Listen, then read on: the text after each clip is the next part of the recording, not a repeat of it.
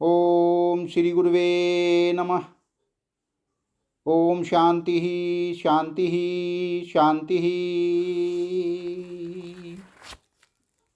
प्रणाम भगवान। भगवान अभी हमारा सत्संग मुंडक सुधा मुंडक उपनिषद प्रवचन श्री स्वामी अखंडानंद सरस्वती जी महाराज द्वारा विरचित और प्रवचन नंबर 10 से आखिरी एपिसोड नंबर 6 लेते हैं। भगवान स्वामी जी बताते हैं कि यह कल्पना करने में हम आपको क्या सुनावें। आजकल ऐसी ऐसी बात सुनने में आती हैं। वेद के मंत्रों की ऐसी व्याख्या, पुराणों की, दर्शनों की केवल उत्प्रेक्षा मूलक, जिसको सुनकर लोग खूब खुश हों, श्रोता हंस जाएं, तो समझो बड़ा बढ़िया व्याख्यान हुआ। ताली पीटे खूब, आहा क्या बढ़िया। तो झूठी झूठी कल्पनाएं गढ़ गढ़ कर वेद में से, शास्त्र में से निकालते हैं। तो गुरु ऐसा होना चाहिए जो श्रोतीय हो, संप्रदाय परंपरा से विधिपूर्वक वेद का अध्ययन किए हुए हो और निष्ठा उसकी कहाँ हो, अर्थात कर्मनिष्ठ होवे, उपासना निष्ठ होवे, योग निष्ठ होवे कि ज्ञान निष्ठ होवे। अभी मैंने जितना आपको नाम लिया ना, ये सब साधन है। देखो, कर्म भी साधन है। कोई कर्मनिष्ठ होगा तो साधनानिष्ठ होगा, साधननिष्ठ होगा। उपासना निष्ठ हुआ तो साधन निष्ठा हुई, योग निष्ठ हुआ तो भी साधन निष्ठा हुई, ज्ञान निष्ठा हुई। दिन रात श्रम दम आदि का अनुष्ठान करते हैं और श्रवण मनन निधिध्यासन करते हैं। अनित्यम अद अभित्वम अहिंसा शांति अजारवम धारण करते हैं। ज्ञान माने ज्ञान का साधन, यह तो साधन निष्ठा है। अच्छा बोले समाधि चाह रहे हैं, यह क्या है कि यह साध्य निष्ठा है। बोले कि हर समय नारायण का दर्शन होता रहे, यह क्या है कि यह साध्य निष्ठा है। हर समय समाधि लगी रहे, हर समय राम कृष्ण दिखते रहें, इसका नाम साध्य निष्ठा है। एक साधन निष्ठ होती है और एक साध्य निष्ठा होती है। एक साधन निष्ठा होती है और एक साध्य निष्ठा होती है कि ये तो दिन रात स्वर्ग में ही रहते हैं, यह साध्य निष्ठा हुई। दिन रात राम कृष्ण नारायण शिव इनके सामने रहते हैं, यह साध्य निष्ठा हुई। दिन रात समाधि लगी रहती है, यह साध्य निष्ठा हुई। तो साधन निष्ठा जुदा होती है और साध्य निष्ठा जुदा होती है। तो साधन निष्ठा जुदा होती है और साध्य निष्ठा जुदा होती है। और ब्रह्म निष्ठा क्या होती है? वह सिद्ध परमार्थ निष्ठा है, जो स्वयं सिद्ध परमार्थ वस्तु है। ब्रह्म, अरे कर्म भी वहीं, उपासना भी वहीं, योग भी वहीं, ज्ञान भी वहीं, स्वर्ग भी वहीं, नरक भी वहीं, ब्रह्मलोक भी वहीं, विक्षेप भी वहीं, समाधि भी वहीं। साधन निष्ठा का नाम ब्रह्मनिष्ठा नहीं है और साध्य निष्ठा का नाम भी ब्रह्मनिष्ठा नहीं है। साधन और फल से मुक्त, साधन और फल दोनों दशाओं में एक शरीक ही, जिसमें साधन असाधन का भेद नहीं और साध्य सिद्ध का भेद नहीं, ऐसी ब्रह्मनिष्ठा है। वह बड़ी विलक्षण वस्तु है। तुम यह पहचान लो कि कपड़ा कैसा पहनना चाहिए, काला कि पीला, उसका कलर पहचानो। हीरा मोती सोना चांदी पहचान लो कि ऐसा होता है। खाना पीना किस होटल का बढ़िया होता है, यह तुमको जानकारी होगी। जहाँ ब्रह्म जिसको बोलते हैं, वह काल से अपरिच्छिन्न अविनाशी, देश से अपरिच्छिन्न परिपूर्ण, वस्तु से अपरिच्छिन्न अद्वितीय, प्रत्यक्ष चैतन्य भिन्न, आत्मा से अभिन्न, जिसमें दूसरा नहीं, जिसमें टाइम नहीं, जिसमें जगह नहीं, माने जो सब टाइम, जो सब जगह, जो सब वस्तु जो भी प्रतीत होती हैं, जो सब हैं। सोवत जागत पड़े उताने, कहे कबीर हम वही ठिकाने। संपूर्ण जगदेव नंदन मनम। ब्रह्मनिष्ठा का अर्थ, जहाँ कोई कर्तव्य शेष नहीं है, एक जहाँ कुछ प्राप्तव्य नहीं है, दो जहाँ कोई तत्वत्य शेष नहीं है, तीन जहाँ कुछ ज्ञातत्व शेष नहीं है, चार उसका नाम ब्रह्मनिष्ठा होता है। ऐसे ब्रह्मनिष्ठ गुरु के पास जाना, उसकी शरण में जाना। अब आने पर गुरु जी ने यह कहना, अब आने पर गुरुजी से यह कहना नहीं बनता कि तुम इसको वेदांत का उपदेश करो और इसको मत करो। अब एक दूसरा प्रश्न पैदा करते हैं। ब्रह्मनिष्ठ तत्ज्ञ विधेय अर्थ नहीं है, माने उसको वेद विधान करें कि हे ब्रह्मज्ञानी जी, तुम इसको उपदेश करना और इसको नहीं करना। अगर वेद भी उसको आज्ञा दें, कानून बनावें उसके लिए, तो महाराज दोनों भस्म हो जाएंगे। वाह भगवान। हमने एक दिन सपना देखा कि हमारे सामने कोई बड़े महापुरुष प्रकट हुए, सिंहासन लगाकर, पीठ की रीढ़ सीधी और सिर बिल्कुल ऊंचा, चेहरे पर आनंद शांति टपक रही हो। फिर बोले कि तुम यह कहो, यह करो, यह करो। करने की 5-7 बातें बताई। सपने में मैं भी था, तो हमारे भीतर से निकला कि यह तो मिथ्या है, यह जो महात्मा दिख रहा है यह तो बिल्कुल झूठा, मेरे स्वरूप में कल्पित बाधित है। यह आज्ञा देने वाला कौन?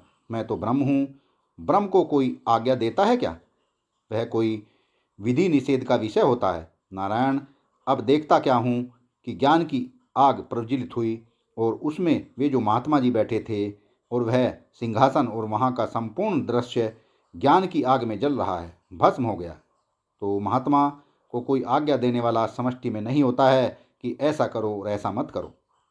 तब बोले, भाई अधिकारी योग्य शिष्य को ही उपदेश करें, यह बात तो बता रहे हैं। बोले, यह तो बात बताई गई है, वह गुरु के लिए आज्ञा नहीं है कि ऐसे शिष्य को उपदेश करना। यह क्या है?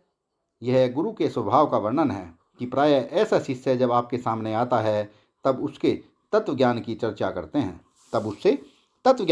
करते हैं। एक आदमी आता है महाराज संक्रांति के दिन कि हमको थोड़ी सी खिचड़ी दे दो, और गुरुजी महाराज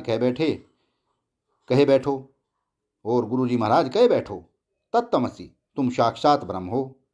यह गुरुजी का स्वभाव नहीं है कि आया मांगने खिचड़ी और उसको कहे कि तू ब्रह्म है।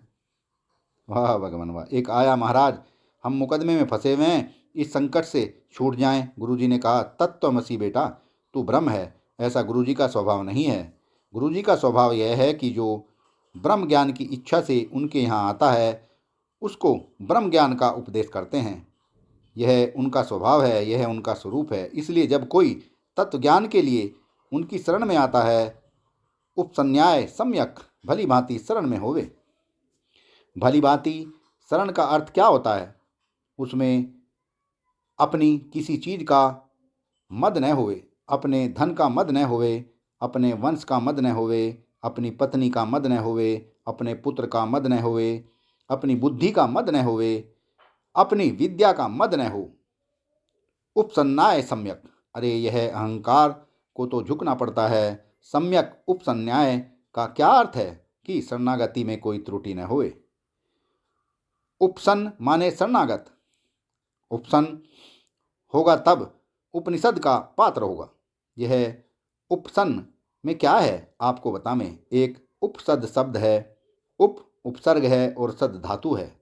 उसी से तह प्रत्यय होने पर उपसन शब्द बना। और उपनिषद कैसे बनती है? उसमें उपसर्ग एक और बढ़ाया गया, उपसद जो था उसकी जगह न उपसर्ग और आ गया उपनिषद। और यह जो तय प्रत्यय हुआ, यह उसमें तय प्रत्यय नहीं है, कृपम प्रत्यय है। तो उपनिषद जिस धातु से बनता है उसी धातु से उपसन भी बनता है, पर इसमें उपसर्ग एक कम है और प्रत्यय दूसरा है। उपनिषद किसको प्राप्त हो? कि उपनिषन्न को प्राप्त हो, जो आकर गुरुजी के पास बैठे। पास बैठना माने देह के पास बैठना नहीं, मन से दूर होवे और देह से पास होवे तो ज्ञान नहीं होगा। मन से पास बैठे, बुद्धि से पास बैठे, अहंग के पास बैठे, सो भी शरीर के पास नहीं। हम देख रहे हैं आप लोगों को भला। पास बैठने का अर्थ होता है गुरु की स्थिति जहाँ है। देखो, तुम तो गुरु को देख रहे हो, हड्डी मांस चाम विष्ठा मूत्र की इस पोटली के रूप में। यह शिष्य के द्वारा गुरु का सबसे हीन रूप जो देखा हुआ है उसका नाम शरीर है। तुम गुरुजी जहाँ बैठे हैं चौकी तहाँ हमार, तुम गुरुजी जहाँ बैठे हैं, क्योंकि तहाँ हमार कहाँ झंडा गाड़ो जाए के हद बेहद के पार।